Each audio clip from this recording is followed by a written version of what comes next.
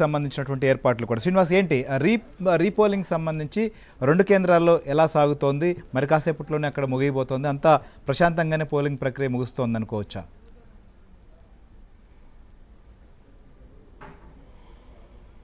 శ్రీహరి పులివెందులో నిన్న జరిగిన జడ్పీటీసీ ఎన్నికలకు సంబంధించి ఈరోజు రీపోలింగ్ జరుగుతుంది. ఈరోజు రెండు గ్రామాలు మాత్రమే రెండు పోలింగ్ కేంద్రాలు మాత్రమే రీపోలింగ్ జరుగుతుంది. 3-14 అనేది అచ్చివెల్లి కొత్తపల్లి అనే రెండు గ్రామాలకు రీపోలింగ్ ఈరోజు జరుగుతుంది. ఈరోజు కూడా నిన్నటి మాదిరి ప్రజాస్వామ్య పద్ధతిలో ఓటర్లు స్వేచ్ఛగా తన ఓటును వినియోగించుకుంటున్నారు.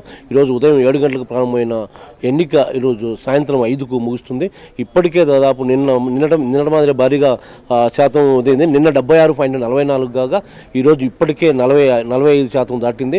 సో మొత్తం మీద అయితే ఈ శాతాన్ని బట్టి ఈ ప్రజలు వినియోగించుకున్న స్వేచ్ఛగా వినియోగిస్తున్న ఓటర్లను బట్టి చూస్తే పులివెందులో పూర్తిగా మార్పు వచ్చింది. 4 దశాబ్దాల చరిత్రను తిరగరాశారని చెప్పవచ్చు. అదే చర్చ కూడా ఇప్పుడు పులివెందులతో పాటు ఉమ్మడి కడప జిల్లాలో చర్చ సాగుతూ ఉంది. ఎందుకంటే గతంలో ఇలాంటి వాతావరణం ఉండేది కాదు, ఎప్పుడూ ప్రశాంత వాతావరణం ఉండేది కాదు. నిన్న జరిగిన ప్రశాంత వాతావరణంలో అయితే జరిగింది, ప్రజాస్వామ్యబద్ధంగా జరిగింది. కాబట్టి ఈరోజు ఉప ఎన్నిక ఇది అయిపోతానే కూడా ఇంకా మొత్తం కడపకు తరలిస్తారు బాక్సులన్నీ కూడా. రేపు కడప నగరంలోని కడప లిమ్స్ సమీపంలో ఉన్న ఉర్దూ యూనివర్సిటీ దగ్గర జరుగుతాయి కౌంటింగ్ కేంద్రం. ఇక్కడ రేపటికి సంబంధించి టేబుల్స్ వివరాలు చూసుకున్న పులివెందుల ఉప ఎన్నికకు సంబంధించి 10 టేబుల్లో ఒక రౌండ్లో అయిపోతాయి. అలాగే ఒంటిమిట్ట ఉప ఎన్నికకు సంబంధించి 10 టేబుల్లో ఒక రౌండ్ అయిపోతుంది. 10 టేబుల్ 3 రౌండ్లలో అయిపోయి చేస్తారు. తర్వాత ఒక 100 మందితో సిబ్బందితో కూడా చేస్తారు. మొత్తం మీద అయితే 60 మంది అసిస్టెంట్లు, సూపర్వైజర్లు 30 మంది, మొత్తం ఒక మిగిలిన వారు అందరూ కలిసి ఒక 100 మందితో సిబ్బంది కలిసారు. మొత్తం రేపు కౌంటింగ్ ప్రక్రియకు సంబంధించి కూడా ఇప్పుడు ఏర్పాట్లు కడపలో జరుగుతున్నాయి. ఇప్పుడు ఉప ఎన్నిక ముగియగానే ఇక్కడి నుంచి ఇవి బాక్సెస్ కూడా తీసుకెళ్తారు. అయితే ఒంటిమిట్ట ఇవి పులివెందుల రెండు కూడా కడపలోనే చేస్తున్నారు. కౌంటింగ్ ఒకే ప్లేస్లో చేస్తున్నారు. మొత్తం మీద రెండు కూడా ఒకే ప్లేస్లో చేస్తుండడంలో ఇప్పుడు కూడా రేపు కౌంటింగ్లో ఎలాంటి అసాంఘిక కార్యక్రమాలు, గొడవలు, ఘర్షణలు జరగకుండా రెండు పార్టీలు, ఎందుకంటే పులివెందులలో ఓటమి అంచున ఉండదని చాలా చర్చ జరుగుతుంది.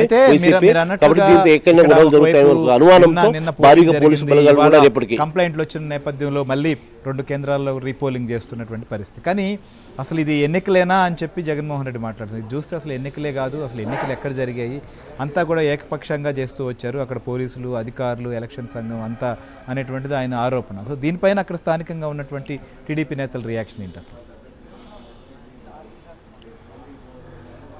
అంటే టీడీపీ నేతలు జగన్ మాట్లాడిందని కావచ్చు, ముందు ఈ మాజీ మంత్రులు కావచ్చు, టీడీపీ నేతలు కావచ్చు, ప్రజెంట్ మంత్రులు కూడా, ఎమ్మెల్యేలు అందరూ స్పందన ఏంటంటే మేము అట్లా అసాంఘిక పద్ధతిలో అట్లా జరిగేట్టుగా ఉంటే, అడ్డదారులు అలా విధంగా జరిగేట్టుగా ఉంటే అసలు మొదట్లోనే చేసేవాళ్ళము. అసలు ఓటర్లు కూడా పోలింగ్ కేంద్రాలకు వచ్చేవాళ్ళు కాదు. అంటే మీ పద్ధతిలో, అంటే గతంలో రాజశేఖర రెడ్డి హయాం నుంచి మీ హయాం వరకు పులివెందుల ఎన్నిక ఎలా జరిగింది అదే పద్ధతిలో మేము పాటించేవాళ్ళు. కానీ అలా కాదు కదా. ప్రజలు ఎలా వచ్చారో, ఓటర్లు ఎలా వచ్చారో వాళ్ళకే తెలుసు ప్రజలకి. నిన్న ఉదయం నుండి కూడా ఓటర్లు పోలింగ్ కేంద్రానికి ఎలా వచ్చారో బారులు తీరారు. సో అంత ఓటర్లు అంత ప్రజాస్వామ్యబద్ధంగా, ఓట్లు అంత శాంతియుతంగా ఏ రోజైనా మీ పాలన జరిగిందా అనేది టీడీపీ నేతలు చెప్తున్నారు. అది జగన్ అన్న మాటలో ఏమాత్రం వాస్తవం లేదు. వీరు ఎంపీ అవినాష్ కానీ ఎవరు అన్న, ఎందుకంటే వాళ్ళ ఉనికిని కాపాడుకునేదానికి పులివెందుల్లో ఆ విధంగా బహిష్కరించడం ఇలాంటివి చేస్తున్నారు. కేవలం పులివెందుల్లో అదేలా చేస్తే ఆ ఉనికిని కాపాడేందుకు కొంతైనా గౌరవం, మర్యాద అనేది ఉంటుంది ప్రజల్లో అనేది. వాళ్ళు ఏదో ఒక మార్గంలో, ఏదో ఒక రూపంలో చేయాలి అనేది ఒకటే. కాబట్టి ఆ విధంగా ఫిర్యాదులు చేయడము, అట్లా ఎన్నికను బహిష్కరించడం, ఇప్పుడు రీపోలింగ్ బహిష్కరించాల్సిన అవసరం లేదు కదా అనేది వాళ్ళ వాదన.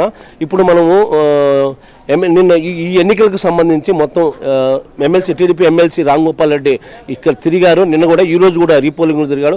ఒకసారి నిన్న కానీ ఈరోజు కానీ ఎలా ఉంది, జగన్ మాట్లాడిపోయిన స్పందన ఎలా ఉంది, ఆయన మాట్లాడలేదు.